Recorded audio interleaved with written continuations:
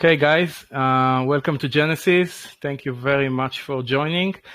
Tonight we have Mr. William Gairdner, as usual, and I'm very happy to have you tonight for this very, how to say it, politically incorrect, maybe, Yeah. subject. Yeah, but politically explosive. Yeah, but I'm sure that you will be able to deal with it with sensitivity, but yet to be able to provide the necessary arguments against this very problematic ideologic, I would say, weapon. But this is my opinion. But I would love to hear yours. So please go ahead, my friend. Yes. Well, first, if you don't mind, a minor variation on what you just said. In my book, The Great Divide, which I've promoted on your site before, here it is again. I'm trying to clarify and elucidate the rational and irrational and logical and illogical distinctions between modern liberals as distinct from classical liberals. And we've discussed the difference before. The classical liberal was rooted in a foundation of individual liberty, property rights, all that kind of thing. The modern liberal is much more in tune with the idea that the purpose of modern liberalism is equality, not equality before the law, but forced equality of outcomes. They're two very different meanings for the word liberal. And it's those modern liberals whom I want to contrast with what I call the true conservative. And I use the word true conservative because most conservatives in my country, at least, are not really conservatives. They're kind of fashionable libertarians with some conservative affections for cherished institutions and so on. But they're not fully conservatives in any profound sense. So that's why I use the word true conservative. And I'd like to contrast those two as we go through this talk. And let me start, however, by saying that human beings will always be able, and again, I'm reading from my chapter on this topic because I can't say it any better than I wrote it. But I will stop from time to time and comment on what I wrote, or on things that are different today from what they were when I wrote this book and published it in 2015. Let me begin by saying that human beings will always be able to think whatever they want about each other. We can't affect that, and it cannot be controlled. And until very recently, those living in the free world, at least, have always been able to say whatever they wanted, as long as they did not defame someone's character in writing, which we call libel, or in speech, which we call slander. Even then, you could be charged with such offenses only if the things you said or wrote about someone were not true. If they were true, they were not just unpleasant or hateful statements, but rather true statements about unpleasant or hateful facts. Today, in contrast, you can be charged with the crime of hate speech, so-called hate speech, in many Western nations for stating a bald truth. And if you are tried for that crime, truth is no defense. This is a very upside-down world we're living in. In other words, citizens of the free world are now directed by law to express moral approval of certain kinds of conduct or opinion that millions of them, in fact, find morally unacceptable, and they are cowed into silence about conduct and opinion they would much rather praise and promote. As a result, citizens of the West now live in morally supine, dishonest societies, and most surprising of all, they seem to have lost what was once considered the simple moral courage to articulate and rationally defend their personal views in public. Everyone has felt this. You're out in a crowd somewhere or in some group, people you may not know all that well, someone boldly speaks up with an opinion that you find execrable and objectionable, but most people do not push back. They just go quiet. So silence is the great deceitful condition into which many people in the modern public are driven simply because what? They don't want to cause a fuss. They don't want to embarrass their children if they happen to be with them at the time. And most of all, fighting is unpleasant. So they just back away and they say to themselves, the hell with it. They can believe what they want.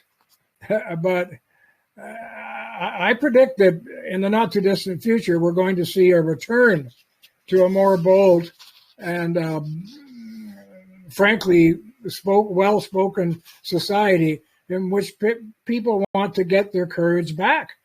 And my own wife is one of them. We were at a movie recently, and before the movie began, someone standing outside the theater said something which my wife found very objectionable. And of course, she's welcome to that opinion. I mean, the other person. But the fact that she aired it in front of everybody as if she was expecting everyone to agree with her, she needed some pushback. And my wife did not push back. And it upset her. Afterwards, she told me that. She said, I'm never going to do that again. If that happens again, I'm going to speak up. And I applauded her for that, because I guess you could say I've been trying to speak up most of my adult life, such as I have in this book and in this chapter. At any rate, as I say, we have lost what was once considered the simple moral courage to articulate and rationally defend our personal views in public. I'm not saying we should walk around with billboards advertising them all the time, but when challenged, we should speak up.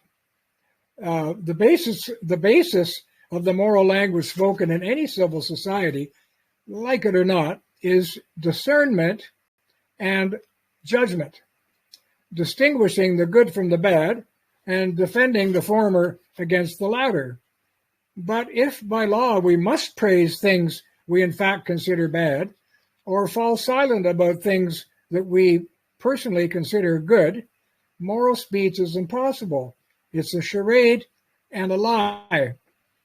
Now, when it comes to what everyone today thinks of as social issues, much of the tension comes down to which side of the great divide that they are on and why. The frank discussion in this part of my book is put forward, and this is the first of 3 chapters in this section. The first is on homosexuality and gay marriage. The second one is on abortion. And the third section is on euthanasia. And if you like, if you're not terribly tired of me by then, we can do a little talk on those topics too. At any rate, the very frank discussion in this part of the book is put forward in the hope that these ongoing debates will eventually migrate from their current mostly emotional stage to a focus on the underlying principles and ideological positions on which they rest. Now let's see what both sides have to say on our first divisive topic, which is homosexuality and gay marriage. Despite significant conservative resistance, homosexuality, as the psychoanalyst Charles Socarides, he's an American psychiatrist, as he put it, it's a funny line actually, has shifted in little more than 25 years or so from the love that dare not speak its name to the love that can't shut up. So it needs to be discussed. I don't much like the word shift because it acknowledges what looks to everyone like an irreversible social and moral change, but says nothing about the cause. This section presents the underlying cause of the modern embrace of homosexuality and gay marriage as an ideological byproduct of our prior embrace of libertarian socialism. Some of you here tonight may remember we spoke about libertarian socialism in many of our past discussions because it was the way in which the Western world rationalized the contradictions that it built into its political system by promoting forced equality and liberty at the same time. How did it do that? I repeat again because it just bears repeating.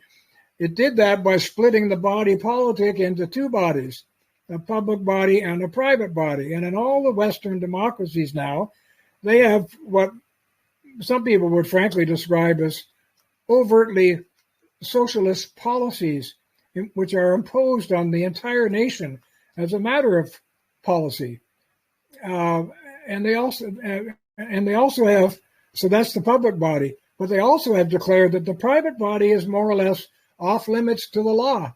You can smoke whatever you want, drink whatever you want. I mean, more or less, you can have sex with whoever or whatever you want, all that kind of thing. So the private body is celebrated at the same time as the public body is celebrated as Canadians say, as what unites us all. Well, it's not just ice hockey here. It's things like socialized medicine, which exists from coast to coast in Canada in every province.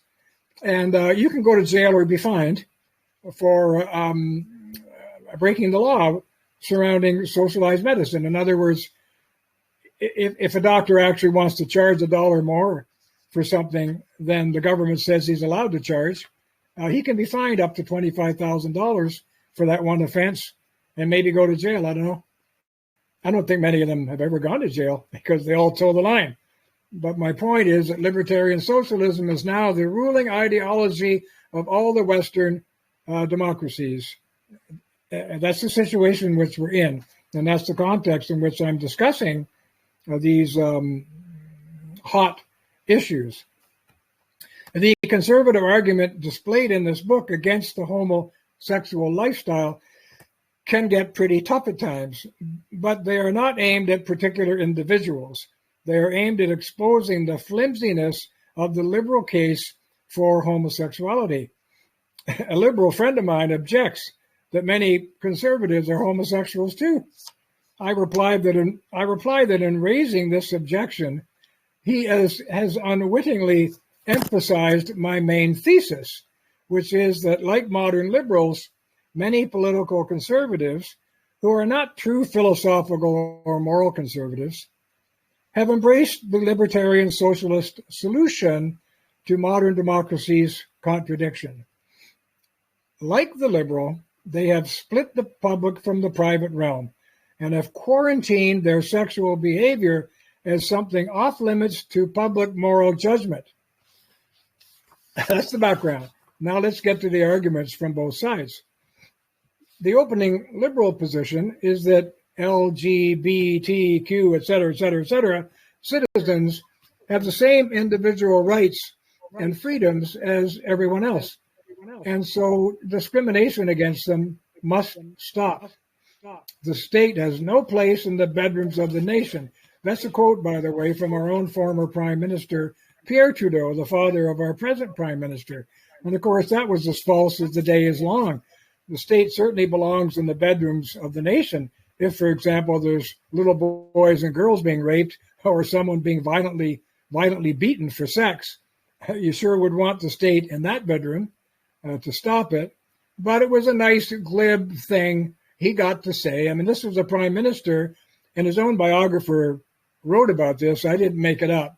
This is Prime Minister Pierre Trudeau, who was the fellow who didn't mind taking all his clothes off at a mixed party where there were men and women all socializing around a swimming pool, and diving into the water for a swim, toweling himself off and getting back dressed again. So he did that a few times, and it, of course, didn't shock his so sophisticated friends. Well, maybe a few of them, but that's the kind of person that he was. So that's why he made the statement that the state has no place in the bedrooms of the nation.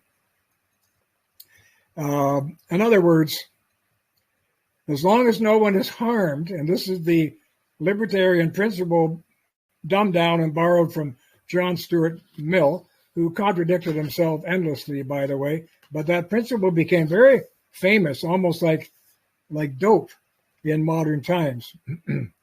as long as no one is harmed. What homosexuals do privately is no one else's business. Now, people who condemn homosexuality are just closed-minded in this view.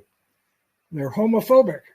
They're anti-freedom rednecks who make liberals justifiably angry. The gay man who loves another man may want to enter a marital union, just like anyone else. And so he demands equality and the same social respect for his sexual and marital choices as would a heterosexual person. He observes that the most progressive nations now have equal rights laws and that almost everywhere in the developed world, homosexuals are winning the battle for gay rights. Well, I'll say this book was published in 2015. And since then, it seems like every month is some kind of gay pride month. And we see parades all over the place, incredibly ostentatious parades with naked people running around with banners and balloons and all the rest of it. It's just astonishing how far it's gone. There's even Christian-based private schools in my area. One of them is a school that I went to as a young boy and a young man, where they're celebrating a gay pride. One of them has a banner, where my grandsons go, has a banner all over the school saying, gay is okay. Well, is it okay?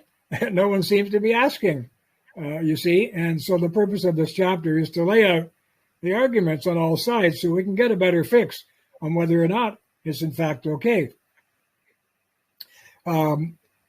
This person who demands all the same rights as a heterosexual person, he observes that the most progressive nations now have equal rights laws and that almost everywhere in the developed world, homosexuals are winning the battle.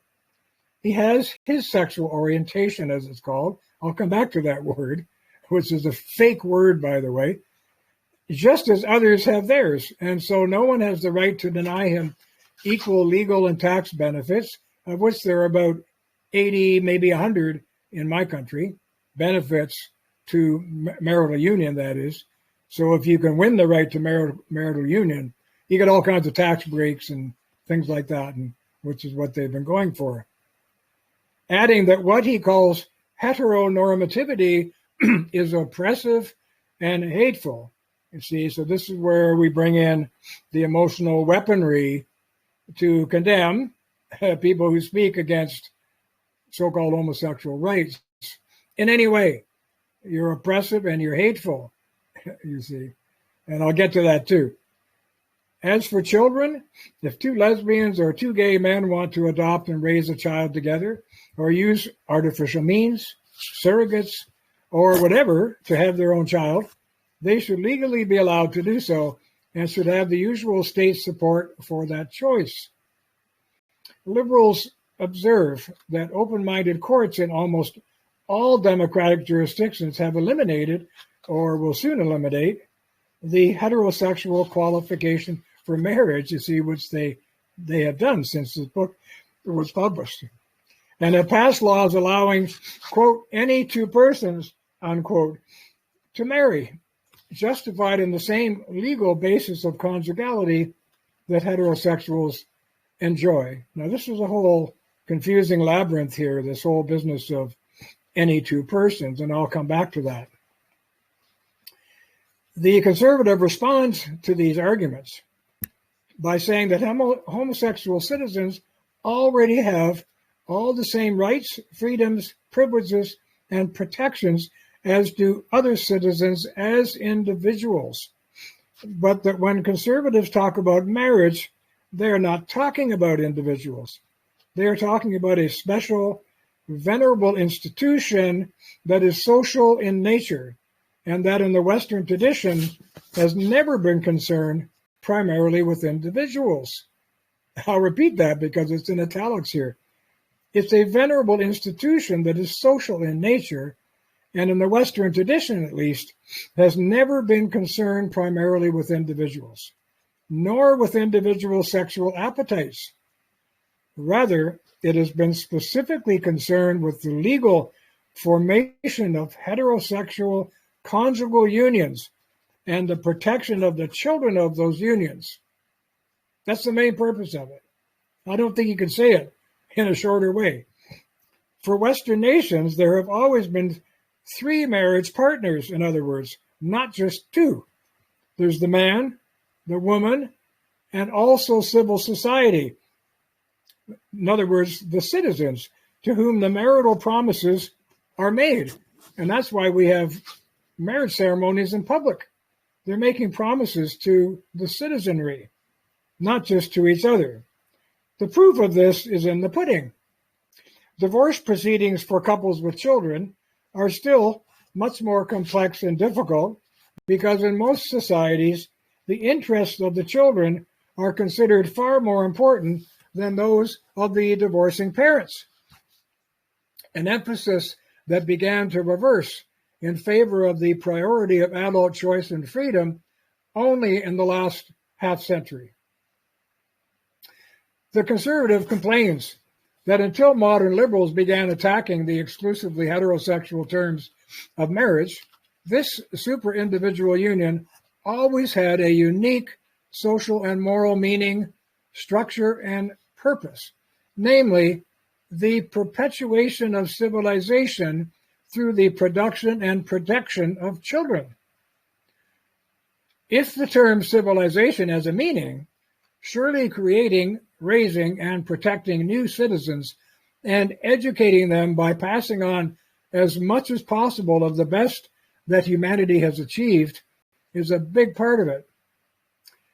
This is an enormous challenge and a duty in which almost all citizens and their governments, in defending, subsidizing, and privileging conjugal marital unions, share and want to share. Accordingly, the historical, moral, and legal justification for marriage are deeply rooted in the concept of marriage as necessarily a heterosexual as well as a child-centered union, and not at all as a homosexual or adult-centered one. Now, adult individuals are just a means to this crucial supra-individual social, moral, and civilizational objective. So once again, for the conservative, this debate is not about individual rights, it's about society's rights. For until very recently, marriage has only ever been about the formation of heterosexual unions, the social and political significance of which has always been greater than the social or political individual needs or demands of any 2 people wanting to marry. So practically speaking, unless the marital model upheld by society celebrates the potential of this model to produce children, then whether 2 individuals marry or do not marry to produce children, then whether 2 individuals marry or do not marry carries no particular interest with respect to the civilizing process, nor to the state, nor should it. I'm just going to repeat that if you don't mind, because I say it's important.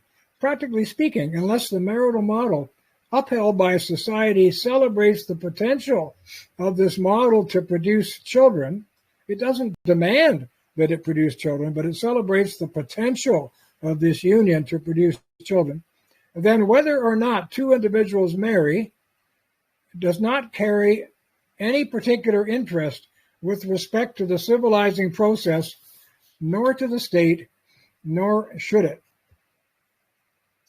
From this perspective, the conservative position may be the most liberal one in the classical sense of the term that I outlined earlier, because other than to prevent crimes, governments have no business regulating or interfering with the private lives of citizens except for the commanding public motive I have just mentioned, namely the survival of the state itself.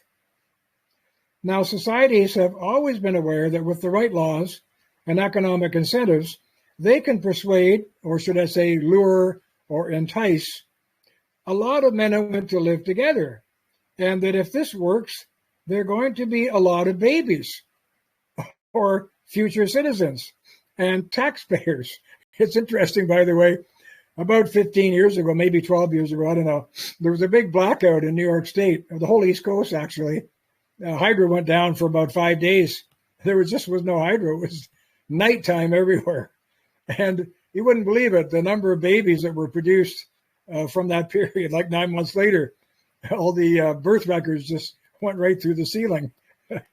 So maybe we should cancel electricity. At any rate, another way to say this is that traditional, exclusively heterosexual marriage policy has served as a kind of survival insurance for civilization and a protective legal haven for children. Just so, in the Western world at least, even though we say anyone can live freely with whomsoever and however many others they may wish, we have invented various privileges and protections in the form of special laws and tax benefits that are offered to all individual adults equally as a lure to get them to form the only type of human union that has survival potential for the state. I can't help underlining, this is all important stuff. We have offered special laws and tax benefits in an attempt to lure free individuals into forming these unions because it's good for our own survival. Traditionally, those who chose not to opt into this unique natural arrangement were left alone and expected nothing from society or the state for declining to accept and abide by the qualifying conditions of marriage. They left the state alone, and the state left them alone. Now, a footnote here I can't resist, which is that there are many occasions in ancient Greece, and I think even in ancient Rome, where in fact this was not the case. If you were not married by a certain age to a woman or a man, in other words, if you weren't forming a potentially procreative union by a certain age, you were going to get fined. And you could be fined for not entering into this social and marital contract, not with each other, but with the state. Because in doing so, you would be protecting the state's future. Anyway, it's not that way today. Modern hyper-individualism, modern democracies don't operate that way. But you better believe it may come back. It may come back because almost all the Western democracies, except Israel, you tell me, are shrinking in terms of producing high birth rates, replacement birth rates of their own. And the total fertility rate tells us all about that. Canada, I think, is at 1.2, 1.4, something like that. It has been for decades. So how do we grow the country without actually having babies? And we bring in millions of immigrants. I think last year we brought in 1 million. It's far too many, and we're not certain at all that the majority of them actually are a good match for our country in terms of sharing our religious beliefs, social beliefs, cultural beliefs, moral beliefs, and all the rest of it. We have no bloody idea what they think in this respect because we don't ask them. So this is a bit desperate, if you ask me. In Quebec, where they have a great deal of Quebec province in Canada, where they have a great deal of pride in francophonie, as they call it, and the French origin and history of their people, they've gone to great lengths to stimulate birth with money. I don't know what the amounts are, but you get a few $1,000s for the first baby, a few thousand more than that, like double for the second baby, and all this kind of thing. And it has had a significant effect, but not sufficiently. And unfortunately for the Quebecers, and I guess for Canada, a lot of the immigrants who come to that part of the country, who come from countries where they're used to having 5 or 6 children per woman, it doesn't take them long to decide they don't want as many children anymore, and their daughters don't want as many anymore, and they're all on contraception, like the whole thing. So it almost looks like a useless fight, but it's not over yet. At any rate, a typical liberal complaint about this argument is this: what about heterosexual couples who don't have or don't want to have children? Why should they have the benefits of the institution? To which the conservative replies, Either such couples reject the whole idea, they are too old, or they badly want children, but have sadly been unable to conceive together. But no state can predict such choices or outcomes in advance. And a policy that is effective in general cannot be disqualified for particular exceptions. All public policy operates like a very large net rather than a one-by-one hook in an attempt to encourage the behavior model most likely to produce the desired result. In this light, states have always insisted that any individual who wants the privileges and benefits of marriage can easily qualify for them. Get that? Qualify by entering the only kind of human union of legitimate interest to the state, and until recently, the only one for which it has been willing to pay. Liberals observe that medical advances and technology have made the need for childbearing heterosexual unions obsolete, because today anyone can have a baby to further the procreational purposes of civilization without needing to be heterosexual. But this seems a weak argument. In 2012, for example, only about just over 1% of all the births in the United States were conceived by means of expensive assisted reproductive technologies, mostly by heterosexual couples unable to conceive naturally. An extremely small number of these conceptions were for the benefit of a gay person or couple. But the main conservative point is that all states engage and must engage in a myriad of positive policy discriminations that require some form of qualification in order to achieve their policy objectives and the benefits that they authorize.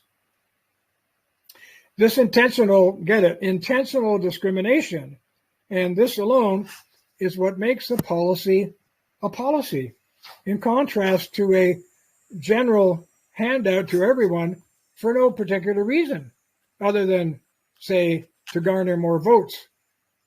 In other words, if a policy has any chance of being effective, that is, of changing public behavior one way or the other, that chance will come by means of a goal-directed, positive discrimination. Here are just a few examples. If you want welfare support, you have to qualify for it by being poor. If you want senior citizen benefits, you qualify for that by reaching age 65, at least in my country. For child benefits, you qualify by having children. For military awards, you qualify by serving with distinction in the armed forces. For national honors or any other high recognition, you qualify by way of skill or merit. No one in their right mind will allow a citizen to enjoy any of those benefits without qualifying for them, for that would be considered cheating the policy as well as the taxpayer. So now we come to the equality argument. The liberal response to a withheld policy discrimination of the kind that I've just mentioned is usually the equality demand. He says all citizens must be treated the same. But the conservative replies that welfare for everyone would not be a targeted policy. It would be a general handout. Seniors' benefits for people of any age would be a ludicrous contradiction. And why would we give child tax benefits to people who do not have or may not want to have children? And just imagine how it would corrupt the real and symbolic sanctity of courage and self-sacrifice to hand out the nation's highest military award for bravery to all citizens equally, even to cowards. That would be a very upside-down world indeed. So in strict policy terms, rather than in general handout terms, to offer exactly the same benefits to all those who qualify for them only is indeed an exact equality of policy. Because all legitimate policies are intended to discriminate in a precise and positive way against all who do not qualify under the terms that were the sole condition for the receipt of benefits. The conservative says the charge of inequality is the weakest of arguments. The same qualification argument applies in defense of the institution of marriage. Traditionally, individuals in the Western world, at least, wishing to marry and to receive state benefits and legal protections had to qualify by conforming to 4 simple conditions with respect to number, gender, age, and incest. These were intended to keep the institution of marriage stable like a 4-legged chair, and above all, to ensure it was a procreative model. You had to marry someone of the opposite gender. You could marry only one person at a time. You could not marry anyone beneath a certain age, and you could not marry a close blood relative. You want the benefits and legal protections of marriage? Just abide by those qualifications and line up. So the state, in insisting on these qualifications, has never before seen itself as discriminatory. It's treating every individual the same. It's just saying if you want these kinds of benefits, all of which must come with qualifications, or they're not benefits at all, they're just general handouts, you got to line up for them and do what we ask you to do. Now, it seems illogical to a conservative that anyone should be allowed to reject the most foundational of these 4 policy qualifications, and yet still believe they have a right to marital benefits. For why should a government hand out benefits to someone who refuses the only convincing reason for allowing the state to regulate the institution of marriage in the first place? By now, if they have given up on the failed equality argument, the next most common and passionate justification offered by the liberal is usually love. I love my partner, and that is a sufficient qualification for equal treatment, is how the reasoning goes. So now we get to what I call the love argument. And whenever I have used it in public debate, which I've never lost on this topic, by the way, I can tell you it tends to spark a great deal of anger, terrible, passionate anger, for reasons I'm going to explain. So the conservative as passionately objects and responds that love is the flimsiest of motives for inviting the state into the regulation of private life. The reasoning is as follows. First, if, as the liberal maintains, the presence of love between 2 persons of the same gender is the only qualification needed to force government to provide full marital benefits, then when the love fades or dries up and disappears or turns into bitter anger, shouldn't the government have a right to withdraw those benefits? The liberal will reply that lots of heterosexual couples fall out of love too, and nevertheless continue to receive benefits. But that is precisely the conservative point.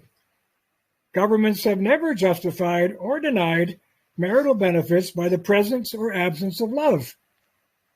They have been justified by the fact that whether or not 2 people love each other, they have qualified for benefits in abiding by the 4 conditions of number, gender, age, and incest mentioned above, the most important of which is the gender qualification.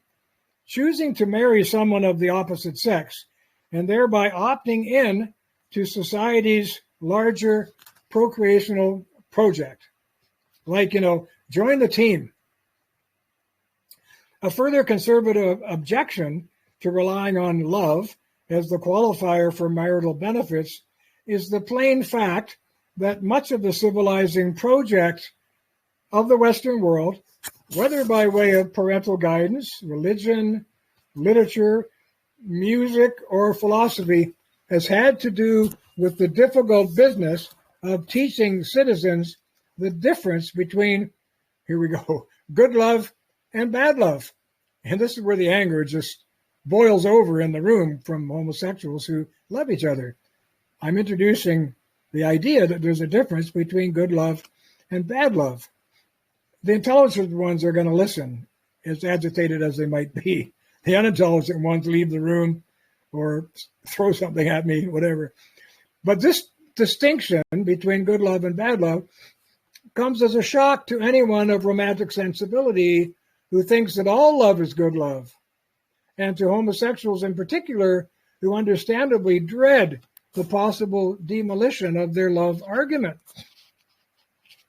But the conservative insists that this point needs to be argued. The grounds of the case are that one of the most treacherous realities of all human existence at all times has been the addictive appeal of powerful forms of love that not only are demonstrably bad for those who love and the people they love, but also, and this is the key conservative point, bad for society as a whole.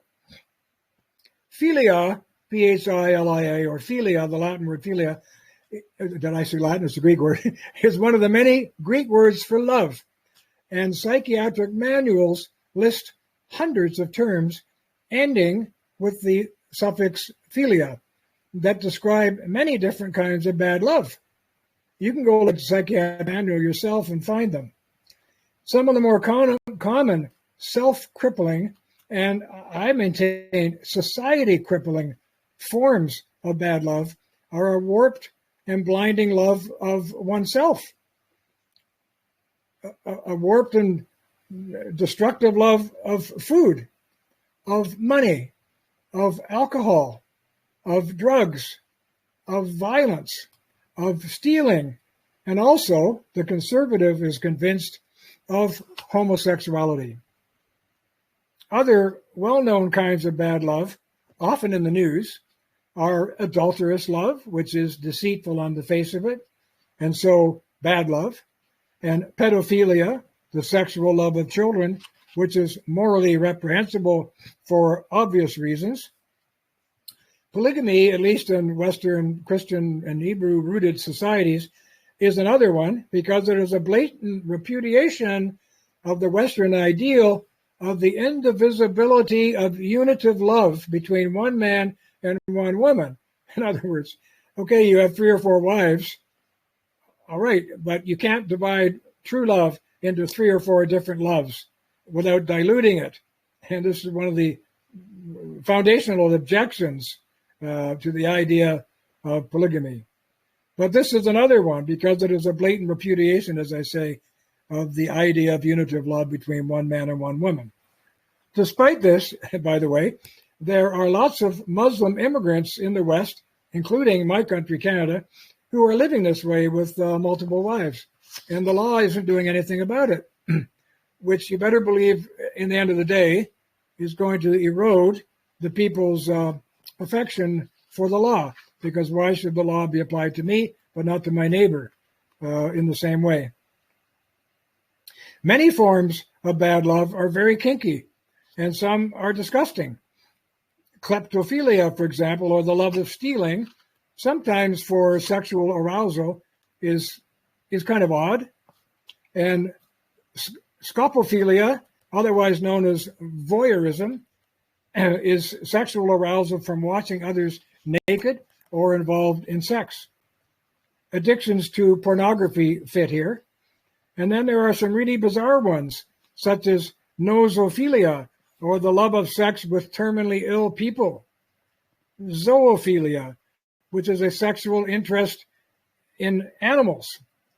Coprophilia and urophilia, both made notorious by the Marquis de Sade, by the way, are respectively the sexual love of the taste or smell of feces and urine, or arousal from someone defecating or urinating on you, or from doing these things to them. And really, I can't go on with this, but an hour on the web will reveal many hundreds, literally hundreds, of philias and what are called paraphilias by psychiatrists. In other words, hundreds of different kinds of bad love.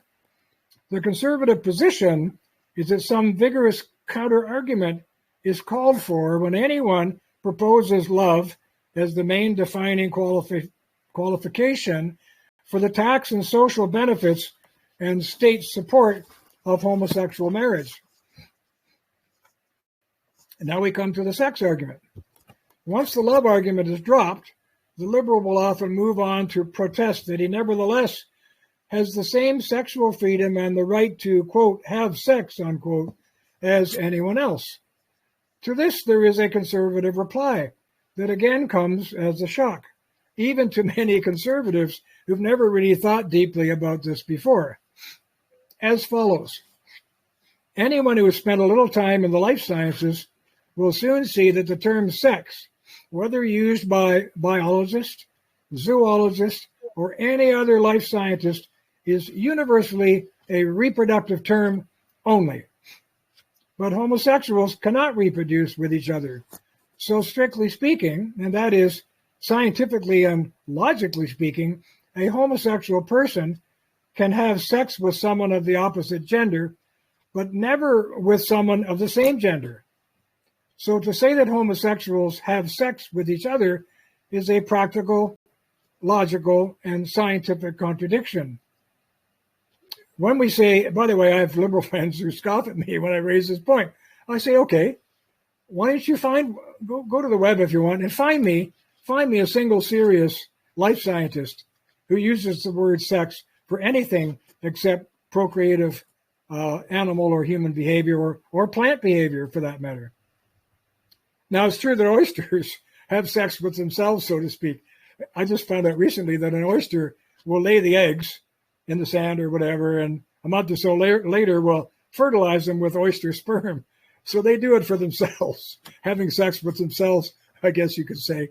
Although my mother used to say the poor oysters, because they really had no companions in love. Anyway,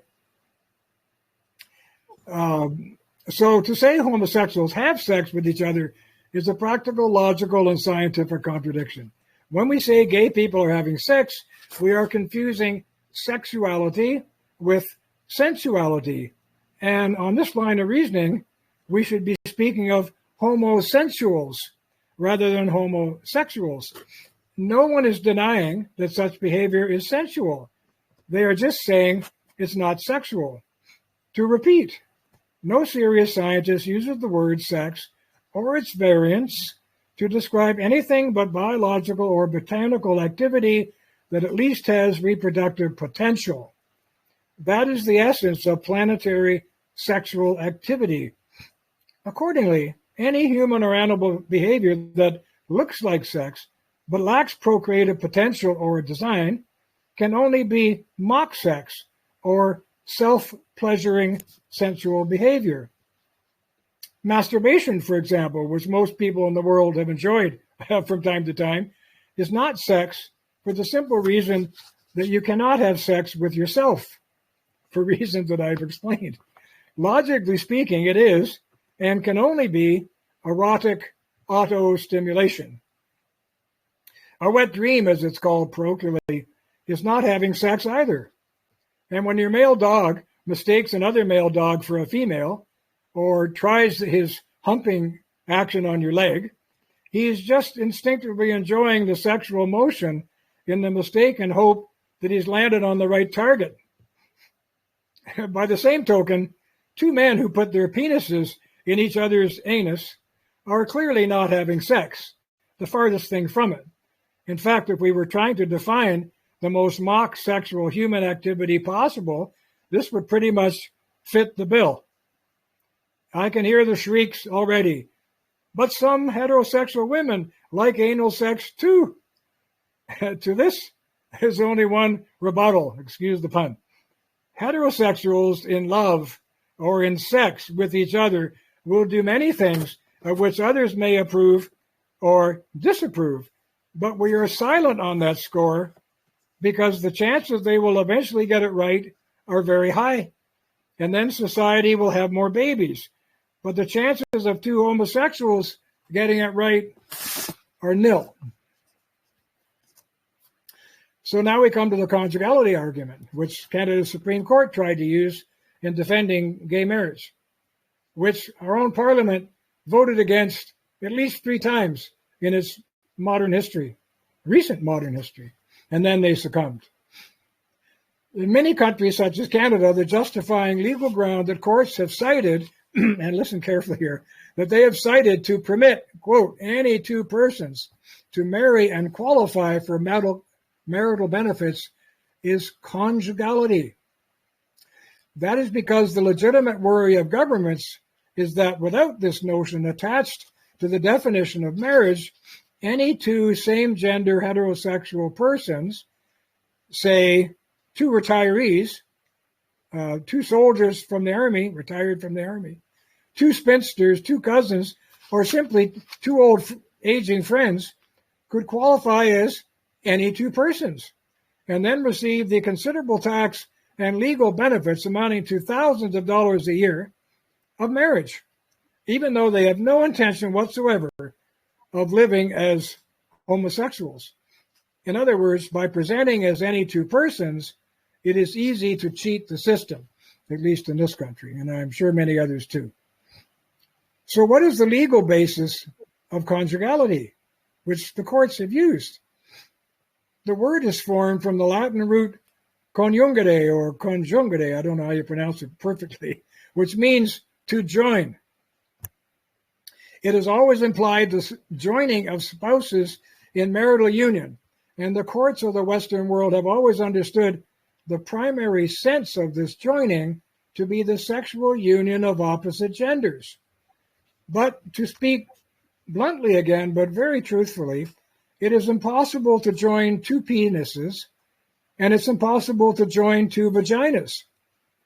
So if, as argued earlier, there can be no sexual nor any legal basis for joining two people of the same gender in the most truthful sense of the words sex and conjugal, and if, as used to justify homosexuality, these two words are entirely empty and dishonest, then what exactly is the policy purpose for calling such a liaison a marriage? Now we get to the homophobia argument. At this point in my argument, the angry liberal usually calls the frustrated conservative homophobic. But for the typical conservative, this is a nonsensical term used to direct public anger and hatred at people who happen to disagree with the normalization of the homosexual program. Even worse, the word itself is inaccurate, and it misrepresents what most conservatives actually feel. Phobia means fear, a term that is doubly nonsensical in this context, because whether conservative or not, it is hard to find anyone who actually fears homosexuality or homosexuals. It is more likely that they deeply disapprove of it, and they are alarmed by its social, health, and moral consequences for society. Indeed, when a conservative is called homophobic, especially if he has heard the tiresome and unproven claim that homosexuality is genetically caused, and so it can't be helped, he'll often think, if not reply, as follows. He will say, the mere sight of homosexual behavior, of two men deep kissing each other, for example, especially if they both have 3-day-old beards, causes a natural repugnance in almost all people, probably because human beings, with the apparent exception of homosexuals, have been genetically programmed via Darwinian natural selection to shame and shun all anti-procreative behavior in order to ensure the survival of our own species. Repugnance, in other words, is natural. And you should see when I go on radio debates or TV debates with homosexuals who argue with me that their sexual proclivities are an orientation, meaning fixed, genetic, whatever, cannot be changed. And I say, well, so is mine. My repugnance for your behavior is also fixed and cannot be changed. They don't know what to say to that, except they don't like it. And I said, well, then we're on the same ground. So again, repugnance for many of us is natural. In short, if liberals can argue that gayness is genetic and natural in some people, conservatives can argue that repugnance for homosexuality is genetic and natural in everyone else. Game, draw, and match. And speaking of survival, the conservative worries that the daily bombardment by gay normalization propaganda in the West has led the public to ignore the fact that homosexuality is bad, very bad for your health, which no one denies. Even homosexuals can't deny it. Governments, certainly Canada's government, report that about 3/4 of all AIDS deaths in North America, at least, and I'm sure it's true in other countries too, have been of gay males. And that's another good reason to shun this behavior, because it's quite deadly. So the conservative gets confused, and he wonders why homosexuality has instead been not only accepted, but promoted, unlike other unhealthy and dangerous behaviors. For example, alcoholism and drug addiction are very bad for adults, and they're bad for kids. So we teach them to avoid them both. We do not hand out 6-packs of beer or bags of cocaine in the schools. Maybe we're getting close, I don't know. Homosexual behavior and AIDS are also bad for kids. But instead of discouraging this behavior, we teach them it is normal, and we hand out condoms in the schools. In 1995, this is all true, I interviewed a Dr. Michael Rowland of the U.S. Naval Research Laboratory in Washington. Because he was then the editor of a journal, which is still going, called Rubber Chemistry and Technology. It's a very serious journal about this thing we call rubber. And he happened to have done a lot of research on what he called the intrinsic flaws, quote unquote, in latex that is used for condom manufacture. He said the AIDS virus is very small. It's about 0.1% of a micron in size, like so tiny you wouldn't believe it. And that because what he called, I'm quoting him, the natural holes in latex rubber range from 5 to 70 microns, unquote. And he says because of that, the HIV virus can pass through your average condom quite easily. Or as another critic, this one, a doctor, put it, like a bullet through a tennis net. It was a pretty sobering interview. By the way, after that, I wrote to the Canadian government and asked them if they could send me verification of the failure rate of condoms being sold in Canada. I was quite shocked. It was something like 40%, which since then they said has been improved, but this was only 15 years ago or so, maybe 20 years ago. They said the failure rate was 20%. You know, they test all these condoms for pressure, leakage, the whole thing. And so that's what I found out. And I have the letter on file. Now we get to a section here called the case for causes, genes, choices, and families. So now we come to the arguments about the possible cause of homosexuality. And there are 3 main ones. The first is favored by liberals. The second by both liberals and conservatives, if for very different reasons. And the third, mostly by conservatives. The first is the sexual orientation argument. Surely one of the most successful terminology replacement campaigns ever conducted in the Western world. Just about everyone now accepts the idea that all human beings have a sexual orientation, which is a phrase suggesting that there is within us all some kind of deep inner force, rather like a magnetic field that orients us like a compass needle in a specific sexual direction, and that this force is very likely itself generated by an as yet undiscovered gay gene. This conviction has got into the public mind, liberal as well as conservative, like a harpoon, and it will not be gotten out anytime soon.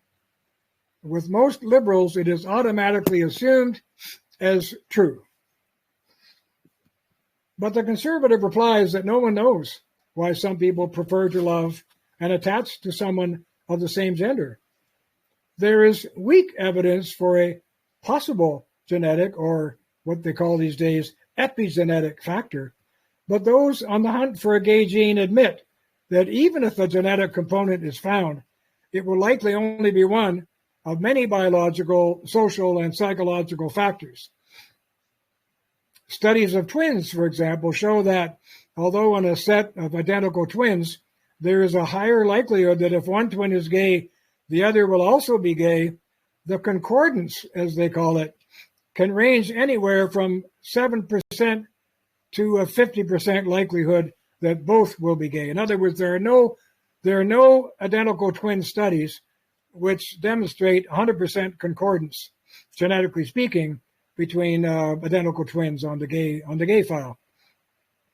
So this is a ratio which is a far cry from 100% genetic determination.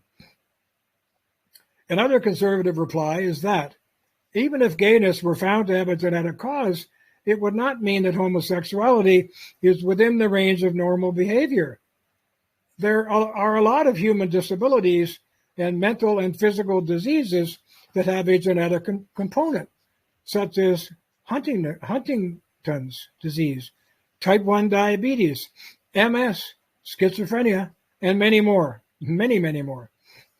Furthermore, evolution theory suggests in no uncertain terms that if it had a genetic cause, homosexuality would have died out through natural selection long ago, because only a vanishingly small number of homosexuals actually procreate.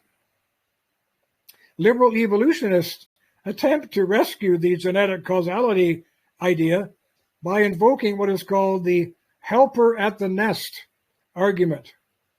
This is the idea that just as some types of birds and this is true, some types of birds who lose out in the battle for a female bird's favors will hang around her nest, helping her raise the other guy's babies. Homosexual humans somehow contribute to the survival of the babies of their relatives. There's no need to comment further here on this feeble notion. A caring conservative will agree that if, as so many liberals argue, there really is a gene that somehow produces homosexual appetites and behaviors, then homosexuals ought to be sheltered under laws against discrimination, just like minority ethnic groups. But even then, the conservative reply is often that gayness is an unnatural behavior. It is not like having a genetically caused physical disability like blindness or being born black or Chinese. To feel an urge to drink alcohol or to use hard drugs may one day be found to have some genetic component. But that is not to be an alcoholic or a drug addict. Nor, if such a genetic cause were discovered, would we hand out supplies of booze and drugs to kids to satisfy their cravings. We would counsel them to stop, which is to say that if gays didn't do what they do, nobody would care. Stop the behavior and you stop the problem. And at this point, the notion of choice raises its head. By the way, that word has a special place in the panoply of Western liberal democracies that we have seen before in many of our talks. The last time I was at Stanford University, which was my alma mater, I saw a large liberal banner that read, "Born queer or queer by choice. There's no difference," unquote. The conservative warns that actually there is, for in the unlikely event that a gene is ever isolated, pregnant women all over the world will hasten to abort their babies because they don't want a gay child. There would be a silent holocaust by homicide, a discriminatory killing of gays in the womb, just as there has been massive gendercide in many parts of the world to eliminate millions of baby girls, mostly in countries where boys have a higher future income potential for their families. I'm thinking of China mostly when I say this, but many other countries too. Some gay gene researchers are aware of this eventuality, and they argue that if a gay gene is ever discovered, it would be ethical to inform the parents but that abortions of children with gay genes should not be allowed. Now, this is a clear example of a researcher linking one liberal ethic, which is the homosexual rights, with another, which is a duty to inform the parent, and countering it with a conservative ethic, i.e., do not abort the child, for a liberal purpose, which is to protect homosexuality. My next section deals with liberal versus conservative arguments on abortion. And there we will see that once the liberal abortion regime is permitted, there can be no ethical ground whatsoever for forbidding abortion for any reason, gay or otherwise, which is what we do now, except there's some frowning on aborting children just because they're girls. But it happens all over the world. The liberal in this case wants to rescue the unborn child from abortion because he knows it is gay, the child is gay. The conservative wants to rescue the child because he knows it is human. Now we're talking about ideological warfare on the ground and in the womb. When the gay gene argument fails due to lack of proof, the second cause, the gay by choice argument, becomes the bailout position, usually linked to passionate calls for individual freedom and equality. On that note, we have seen that the main liberal emphasis in the homosexual debate is on fairness and equality, while the main conservative emphasis is a defense of the sanctity of marriage and a protest against unnatural sexual behavior. The liberal thrust identifies with what is called gay liberation, which is a variation on the various pansexual movements that have popped up over the centuries, promoting the idea, here we go, that all sex is good sex, no matter with whom or with how many, as long as there is consent, and that no violence or harm is done to others. Now, this is the variant of the all love is good love argument that I previously critiqued. Its most recent ideological roots can be found in 18th century romantic naturalism, a movement promoting the goodness of nature, natural feeling, and the free and open expression of one's authentic self.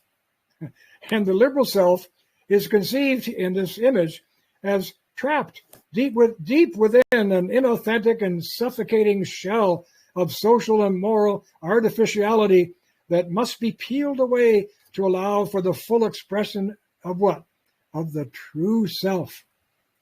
This sort of wave of sexual liberation feeling came surging to the fore once again after the unconscionable slaughters of World War II, when a widespread condemnation of the West by the young over the moral failures of the European states sparked the political protests of the 1960s.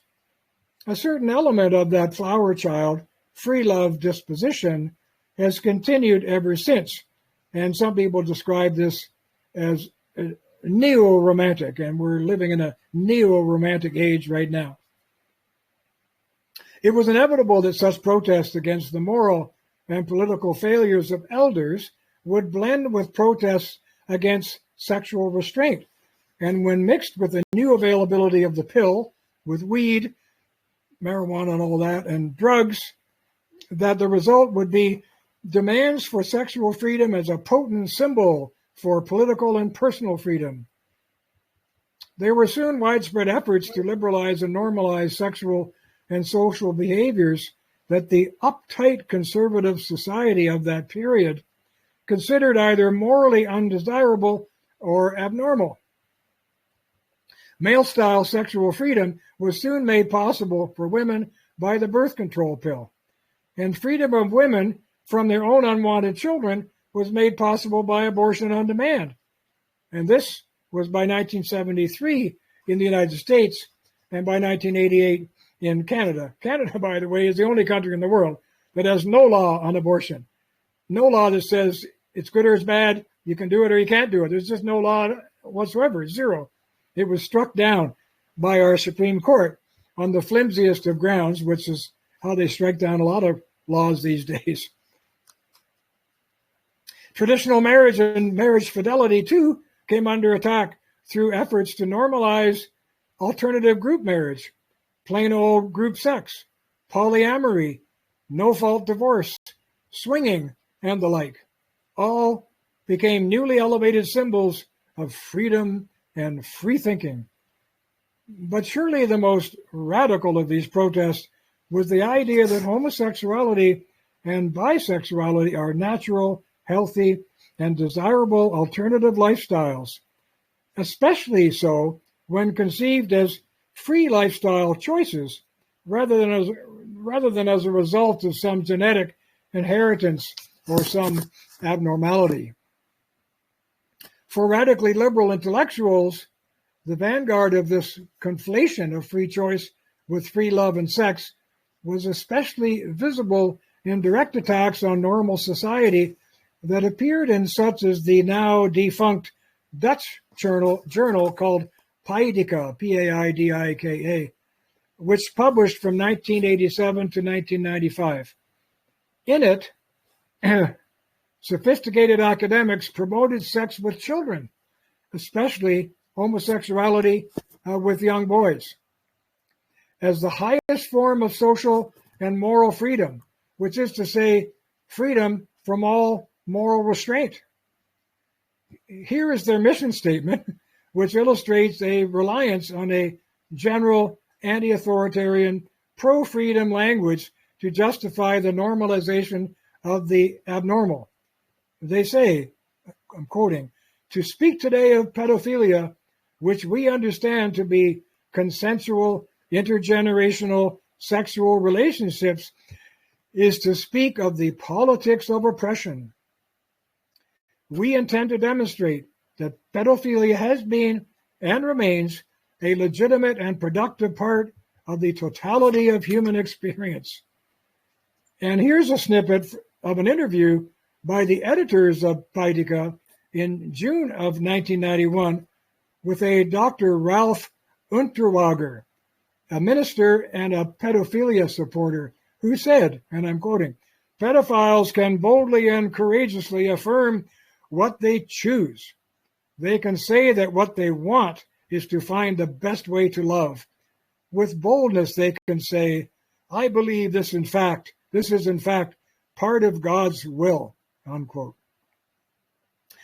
Now here, to the typical liberal justification of love, freedom, and choice, we get the bizarre notion that mature men having their way with little boys is God's will. I do not want to suggest for a moment that most liberals support this kind of thing. Far from it. But I do suggest that what is easily visible in the tendency of all liberalizing democracies is the identification of liberalized sexual mores with open-mindedness, freedom, and love, as if a conscience-free acceptance of what so many others, including many ordinary liberals, consider forbidden is a sign of their higher intelligence. A little time spent on the web will reveal many similar initiatives calling for liberation through sexual freedom. An active American version is NAMBLA, N-A-M-B-L-A, or the North American Man-Boy Love Association, an organization that promotes homosexuality as, quote, consensual intergenerational sex, unquote, with young boys. One of the 4 listed goals of this organization is, quote, supporting the liberation of persons of all ages from sexual prejudice and oppression. This website is still around, by the way, although the organization, which used to have over 1,000 members, I think is down to half a dozen now. But it has more quasi-pathological cries for freedom than there are prickles on a porcupine, all implying that a sufficiently strong desire for freedom and democracy justifies almost any nonviolent behavior. And then they say, I'm quoting, through our website and publications, NAMBLA provides a public forum for a diverse range of viewpoints, supporting sexual liberation and youth liberation. Now here is the same cry from the influential American homosexual activist David Thorstad, who was involved in the founding of NAMBLA, from a speech that he gave in Mexico City in 1998. He said, "Our movement today stresses the liberation and empowerment of young people, a vision of sexual, economic, and political liberation for all." Yeah, now he's an international hero, right? Freedom, he says, is indivisible. Well, that's a debatable point. The conservative argument, by the way, presented in our discussion in this book on freedom, is that freedom is in fact divided into many kinds, of which the personal and sexual liberation implied here is just one. Most important of all is the realization that freedom and morality have no necessary connection except insofar as we need to be free agents to choose good or evil. You can't choose between good and evil unless you're free. That's the connection with freedom. So the conservative rejects the liberal tendency to equate freedom with the good. And so also the notion that to be liberal or open-minded in the sense of relaxing sound traditional moral standards is some kind of sign of intelligence. The conservative question is, rather, why is intelligence associated with rebellion against moral standards that have stood humanity in good stead for so long, rather than with protection of them? Accordingly, to the liberal argument that homosexuality is a freedom that harms no one else, the conservative replies, not so.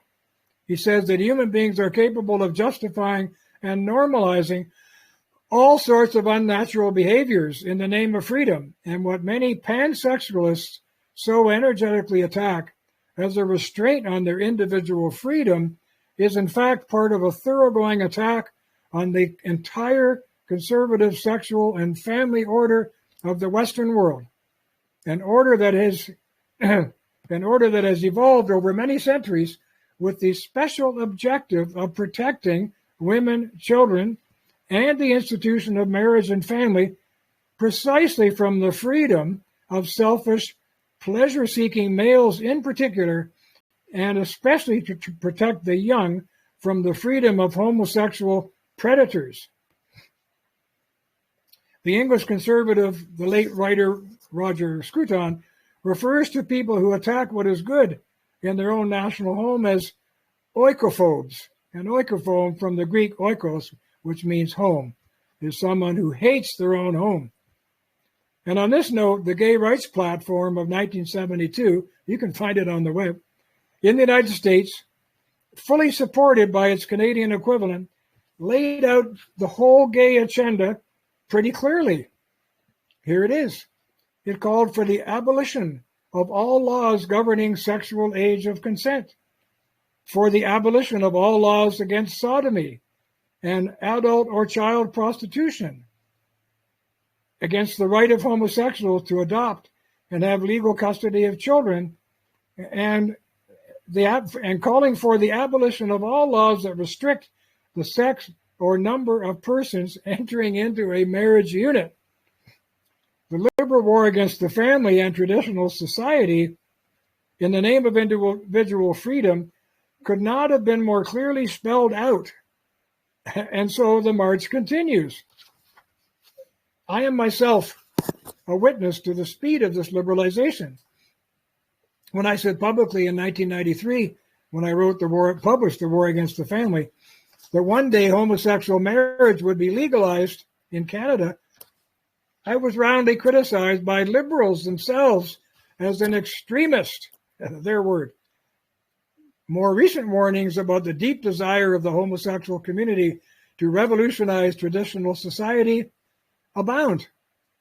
In Canada's newspaper, it's called Vancouver newspaper called Extra Vancouver, the managing editor, Robin Perrell, wrote in 2011 that, quote, "The gay rights movement is shifting norms, and with that comes a message to those who won't evolve." Get it? You're not evolving. Your outdated morals are no longer acceptable, and we will teach your kids the new norm, unquote. Get it? They're focusing on changing and transforming your children. Abraham Lincoln himself observed, that, quote, the philosophy of the schoolroom in one generation will be the philosophy of government in the next. And this truth has not been lost on the radical homosexual movement. In 2011, a man named Daniel Villarreal wrote in the online magazine called Queerty, he said, quote, "We want educators to teach future generations of children to accept queer sexuality. In fact," he said, "our very future depends on it. Recruiting children," he said, "you bet we are," unquote. And I say, readers, take heed. Or listeners in this case. I should mention possible cause number 3, which is psychosocial in nature. Conservatives tend to support this type of explanation because of the 3 causal possibilities. This is the only one that holds hope for a return to what is biologically and psychologically natural. Excuse me. Liberals who consider homosexuality to have a physical or genetic cause, or who support the notion that it is a freely chosen way of life, and because it is chosen, is as morally dignified and normal as any other way of life, they dislike psychosocial explanations precisely because they are necessarily rooted in a therapeutic notion of what is normal, and that means there's something wrong with these guys and girls. The most pervasive and persuasive work in this vein is a variation on psychoanalytic attachment theory, which holds that in the very early years of life, a child will complete a normal process of strong emotional attachment to both father and mother. But if this essential attachment process is interrupted or fails for any reason, an unmet need is created in the child. The most frequent family pattern is in the lives of homosexuals seems to be, and this is research showing this, seems to be the presence of an emotionally remote, detached, or simply absent same-sex parent, along with an overly indulgent, too intimate, and controlling opposite-sex parent. In other words, a distant father and a smothering and controlling mother, in the case of boys, and the reverse in the case of girls. The result is that the child seeking the love that comes with normal same-sex parental attachment feels spurned and fails to attach to his or her same-sex parent. The love deficit that results causes the child to live, it's an amazing expression here, causes the child to live as what one therapist described as a hidden orphan, quote unquote. This condition results in an inner approach avoidance conflict. The child has been hurt by the offending same-sex parent, who, by the way, may be wholly unaware of this situation, and he becomes less able to form trusting relationships with a same-sex person. This results in a push-pull situation because the wounded child also feels a strong reparative urge to mend the love deficit caused by the failed attachment and is, so to speak, condemned to keep trying. This is apparently, in the eyes of these theorists, the psychosocial profile found in the majority of families with a homosexual child. In some, the psychologically orphaned child strives to heal the felt deficit by attaching to people of the same gender in a search for replacement love. Attachment therapists insist that the real underlying need is the reparative love and not the sexual behavior that accompanies adult homosexuality. Therapy in such cases focuses not on trying to get homosexual males to date girls or lesbians to date boys, but in showing homosexuals how to deal with their inner conflict in such a way that they can eventually develop healthy, non-sexual same-sex attachments, and thereby they will be freed to respond to, rather than to reject, opposite-sex love.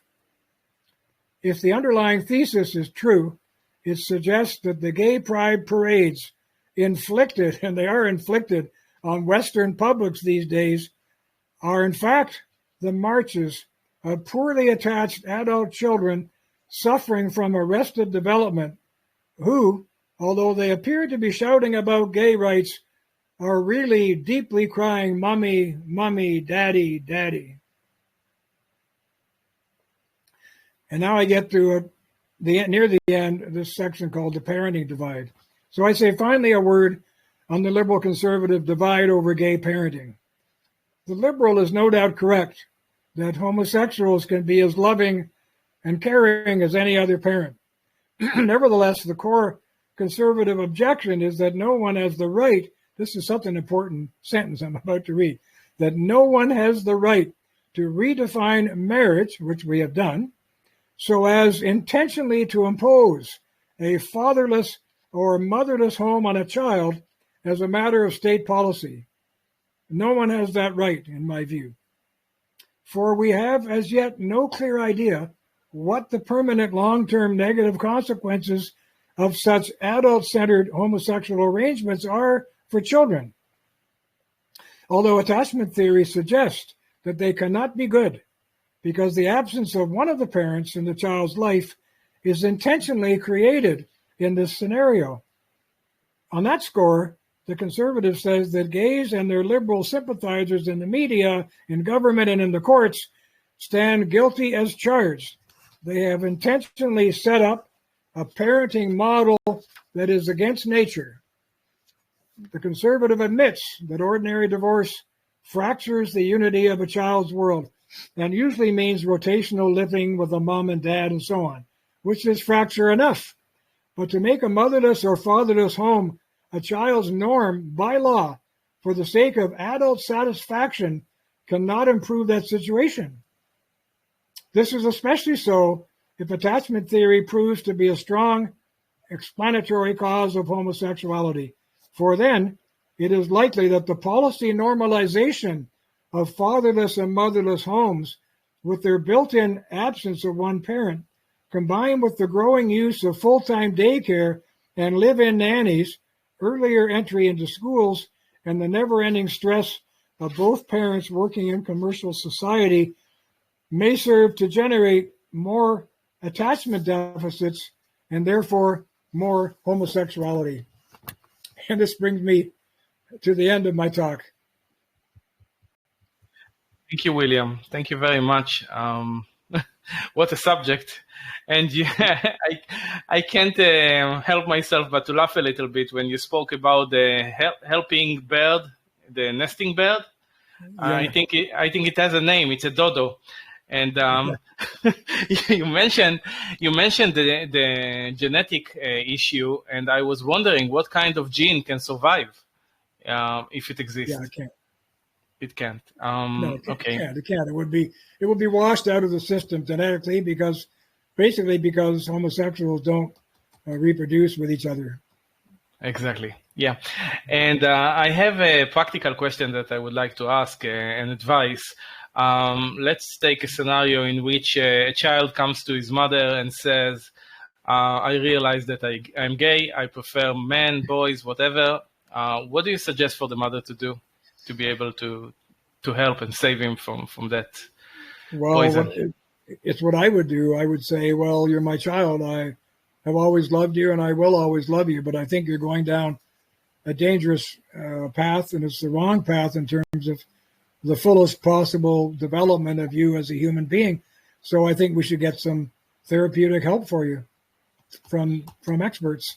By the way, when I first wrote my first book called The Trouble with Canada, I got a call from a psychoanalyst at York University, which is about half an hour from my home. I didn't know who he was, but he called me and said he'd like to take me out for lunch or dinner or whatever. So I went with him. And he said he had read my Trouble with Canada book, loved the book, and wanted to talk about all sorts of things in this country. And I asked him what his form of therapy was. And he said, well, I specialize in therapy for homosexuals, mostly males. And I said, oh, really? I said, how's that going? And he said, homosexuals are as treatable as anyone else. in my experiences. I've treated all kinds of patients. My homosexual clients are just as treatable as anyone else, and they can be treated for this condition. So I thought that was interesting. Meanwhile, he said things were getting very bad, and when he went on television and radio shows, he would tend to get hunted down and booed and driven out of the studio, whatever, or met at the doorway on his way out by angry homosexuals. Now, to me, this was interesting. I'd never run into the homosexual angry group before, but I have to say that I have letters still in my files, somewhere in my files, a couple of them from a very active leader of the male homosexual community in Toronto, who loved my book, The War Against the Family, including my critique of the homosexual lifestyle. And he said he disagreed with gay marriage. It's a huge mistake for our society. We shouldn't be doing it. And I try to talk every gay man and woman that I can out of going in that direction. But of course, the whole society went in that direction eventually, mostly on the basis of entirely flimsy arguments, as I hope I've been able to persuade your listeners. Yes. Are you familiar with any kind of books or therapeutic books about it that I can give to my audience? Not off the top of my head. I can certainly find them for you. Books, therapeutic books about how to treat homosexuality. I can find them for you.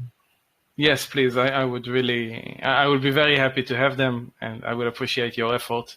Thank you. Okay. What will be our next subject? Well, I've got a couple more in this book that they might be interested in, the abortion subject. I'm happy to talk about. There's a short chapter on that. And I also have one on euthanasia. I think it's basically the same thing. Abortion is just pediatric euthanasia, but they're separate topics, politically speaking. I think it would be useful, perhaps, to your listeners for us to chat about both of those topics. So if you want, in a couple of weeks, we can do the abortion. Yes, please. Let's do it. Yeah. And we'll do euthanasia a couple of weeks after that. Okay. So many positive subjects. You know, I couldn't help myself but asking. Earlier, you showed a lot of expertise about the sexual life of oysters. Do you have anything to say about turtles? About the turtle? I'm just kidding. Anyway, William, thank you very much for your time. I really appreciate it as always. And my group mates always appreciate it as well. Thankfully for you, our members are usually active on the Telegram and not on YouTube. So it means that you're not going to get a lot of headaches by people who watched your video tonight. You know, okay, so you're relatively safe. Thank you. Thank you so much for having me. You're welcome. See you then in 2 weeks. Bye.